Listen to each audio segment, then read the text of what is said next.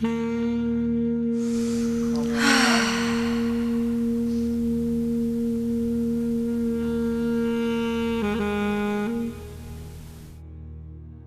times when we are getting stuck in relationship or we are having problems, we are scared of love. We are scared of loving ourselves, receiving love, giving love. Love is the heart somehow is, for us beings, we are so brainwashed, I was going to say, but we are brainwashed with the brain to think and to figure out and to understand things from the realm of the brain, which of course is fine for the brain is great for certain things. But when it comes to love, to relating to yourself, to others, to the world, and also to start to listen within yourself for inner guidance, the best way or where to go is to your heart.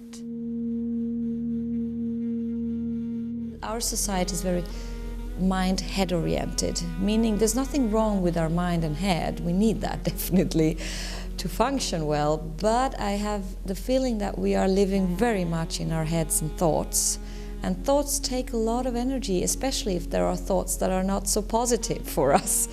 So that kind of, and also the way how we cut off our bodies to breathe in the body, for example, to feel in the body. I think that is kind of a problem in our part of the world. If you disconnect to the body, you tend to not listen when you need to stop and rest, or when you need to take a deep breath just to...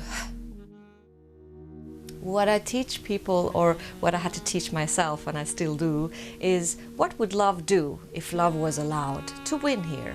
Or how would the heart, what would the heart say to this particular problem or particular question?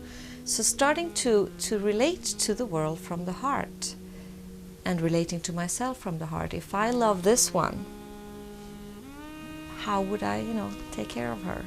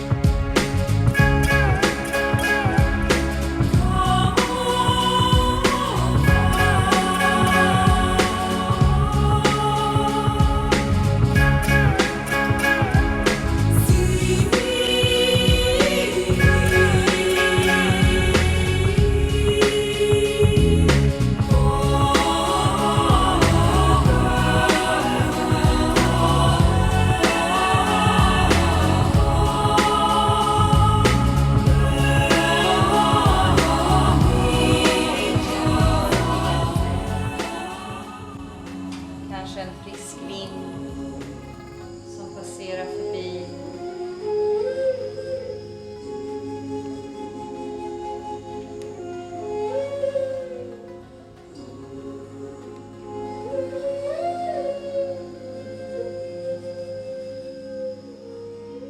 A lot of your work is actually dance therapy. Dance therapy is part of my work, definitely, but not only. But definitely dance. Meditation. Yeah, meditation is part of it. I would say the breath therapy or communication skills is a very big part of my work also. And also, how do I manage my life? How do I become my own best caretaker on an everyday basis? Listening to this inner and guiding myself. I think that is a very big part of it. One thing, yes, coming in touch with the body, absolutely step number one for me, but also to really see that we have gifts in our mind. We have been talking about stress in our society, and you have been talking about hormones. You have your own theory about this. I was myself hormonally really off balance some years ago, and I was severely sick in what you call an hormonal burnout or a hormonal depression.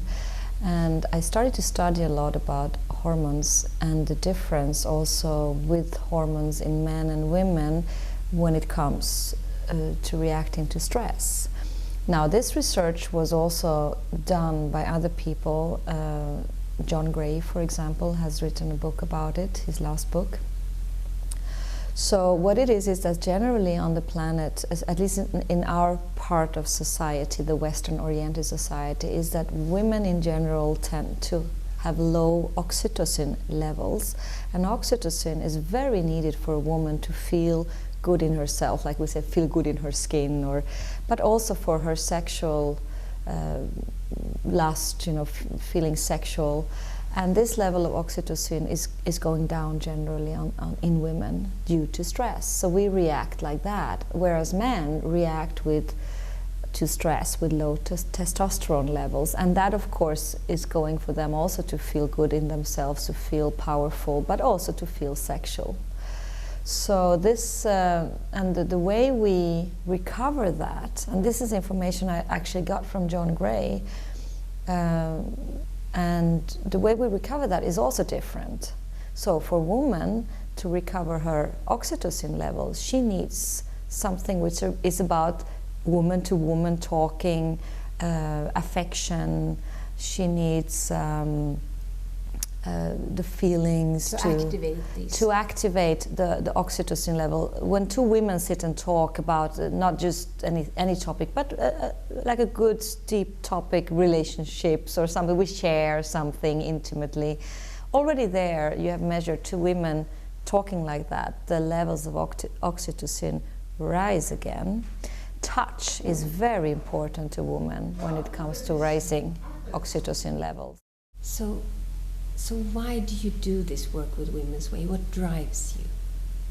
I do this work with Women's Way because it's to see women flower, and I have had the opportunity to see quite many women flower during these years, and flowering, coming really into your potential, into your truth, into your depth of yourself. That is really what drives me with Women's Way, to have women and more women to know that this is possible, to experience this. For me, it's a way of living. I have this as my job, and I find that I have the best job in the world. I really do, and I'm so grateful that I'm allowed to do this with people, to ignite passion of heart, or as I call my company, or passion for life. Yeah. So love, heart is very important, and I would say it goes like a red thread throughout the whole, whatever I do, it's there, the heart is there.